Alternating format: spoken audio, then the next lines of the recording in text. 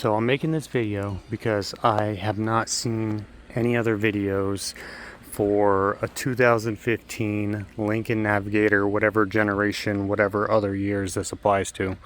I've seen like '08, way earlier models, but not the EcoBoost 3.5 2015 Lincoln Navigator. So here we go.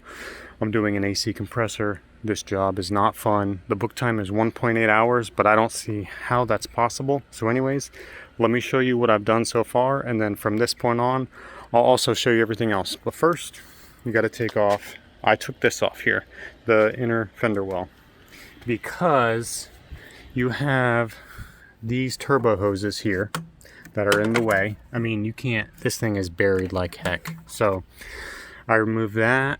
I removed this, also removed the battery. I was going to remove this battery tray, but that's a disaster because this is molded onto that, so not even going to mess with that. Let's see, what else did I do? So, yep, remove the battery. Now, the reason I removed this is because you have these bolts. They're 8mm, the clamps. Let me show you, like that. So you got to get in here, 1, 2, and I got those off. I got this off here, 1, 2. That's this thing here, which I'm also getting ready to remove. There's another 8mm right there that you got to get. A lot of these are 7 and 5.5mm to get off. The wheel is a 22. This was clamped on to there. This was also clamped onto there. So now, like I said, I removed these two 8s, and my next goal is to move that out of the way so that way we can actually see the AC compressor. So let me do that, and then I'll let you know what it takes to remove that. All right, so you have an 8 that's right there and an 8 right here. Once you get these off, this thing will lift up.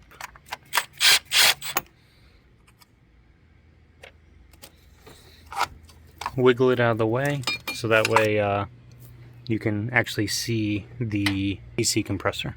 And one of the worst parts I just discovered about this job is that the belt is stretch fit. So now I need to make room so I can get something on the crank pulley to turn it. And then we're gonna have to use the zip tie. This is literally a freaking disaster. You can't really get to it from the bottom. I mean, you can, but... So yeah, I just removed this big hose here. It has a clip on the bottom, and then another 8mm, this connector here, and this connector here. So now we need to get this stretch fit belt off, and then we should be able to start unbolting the compressor. Alright, so I decided that getting this stretch fit belt off is going to be a disaster. So what I did was I went ahead and skipped that. I removed the lines. Let me show you. So it's two 13mm nuts right here. And then I pulled the lines up. I put covers on them because you don't want them exposed to the environment for too long. And I'm just going to try to unbolt the compressor and get it off without removing the belt with the zip tie. And then I think putting the belt on will be a lot easier than getting it off. So now I'm going to go ahead and unplug the connector and unbolt the compressor and see if we can get it off without removing the stretch belt. So you got 3 10mm bolts. One right there, one right there, and one right there on the bottom. So I'm going to go ahead and take those off and then just see if I can get the AC compressor off without removing the stretch fit belt. So my idea worked. I slowly undid all 3 10mm bolts, and then once I pulled them out, the AC compressor literally just fell down just like that from the basically the, I guess, force of the belt pulling on it. So at least we won't have to struggle and, you know, do the method for removing the stretch fit belt when we don't have to. We'll just have to struggle putting it on. But anyways, the AC compressor, let me pull it out.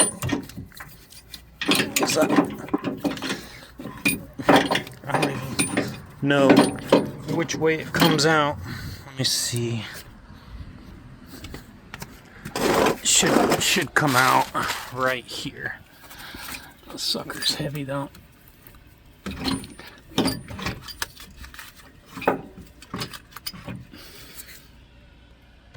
Alright. So it comes out right through here. What a freaking disaster. I will never do one of these again. Literally, like, I'd rather work on a BMW or an Audi or a freaking Lamborghini than work on one of these Ford EcoBoosts. They're just, the design is absolutely horrible. Well, there it is.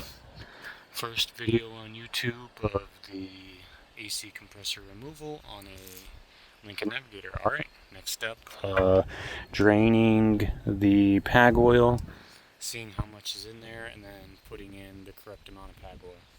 So what I'm going to do, I'm going to drain the PAG oil out of here.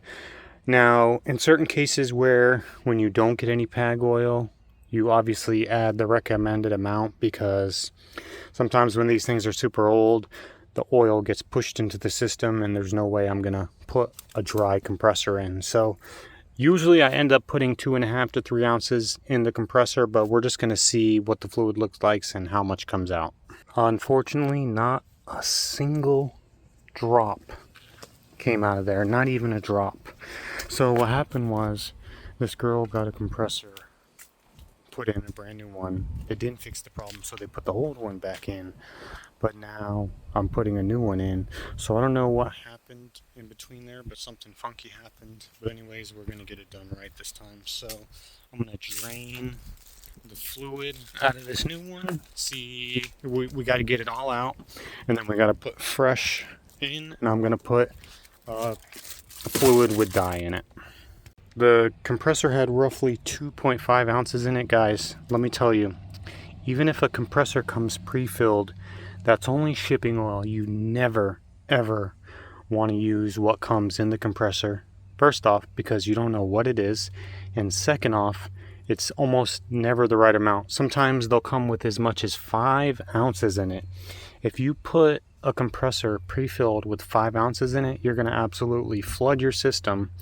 And you can definitely mess up your compressor that way, and it's not going to work, and then you're going to blame the compressor when it's nobody's fault but the installer. So make sure to add the correct amount. Like I said, I think I'm going to end up adding 2.5 to 3 ounces. Here's the label on this car. It says refrigerant 2.75 pounds, PAG oil 7.1 fluid ounces. So I think I'm going to go with 3 ounces in the compressor.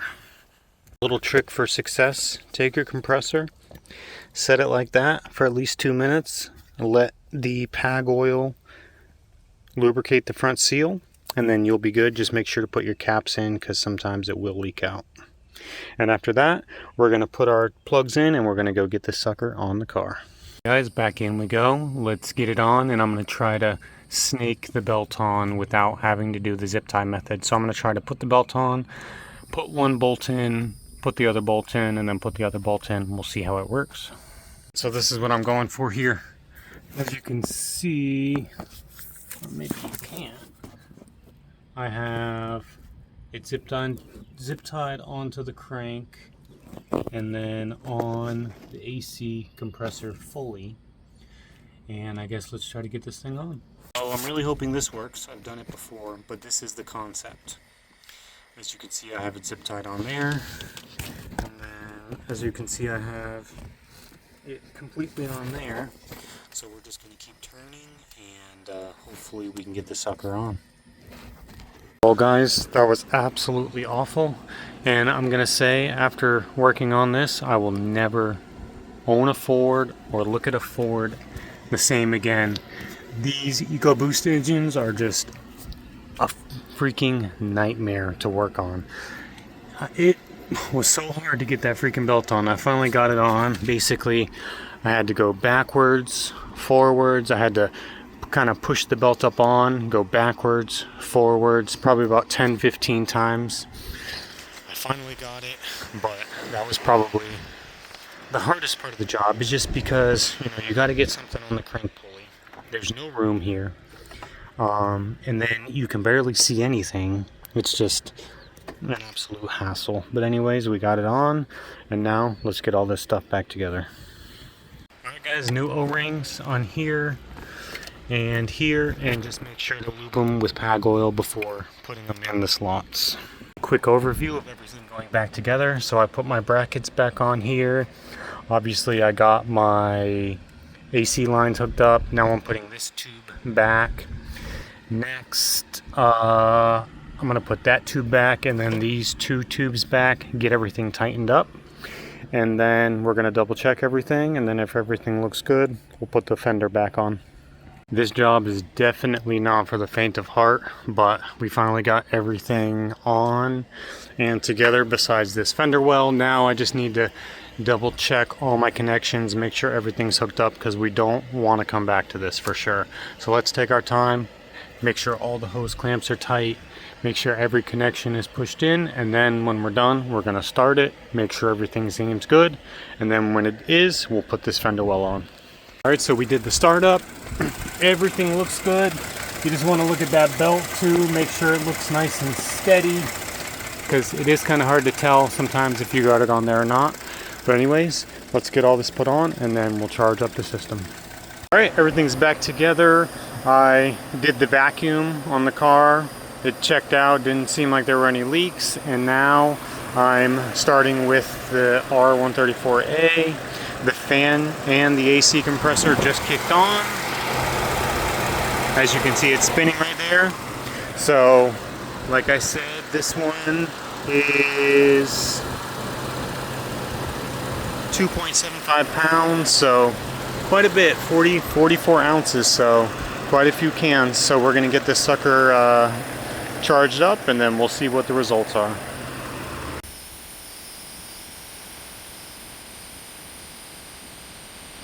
Alright, the Lincoln Navigator is all set. We got the AC compressor installed. It's blowing cold, and if this video helped you out, because I'm pretty sure it's the only one of its kind on YouTube, please leave a like, comment, and subscribe for more automotive how-to videos. Thanks for watching. Peace.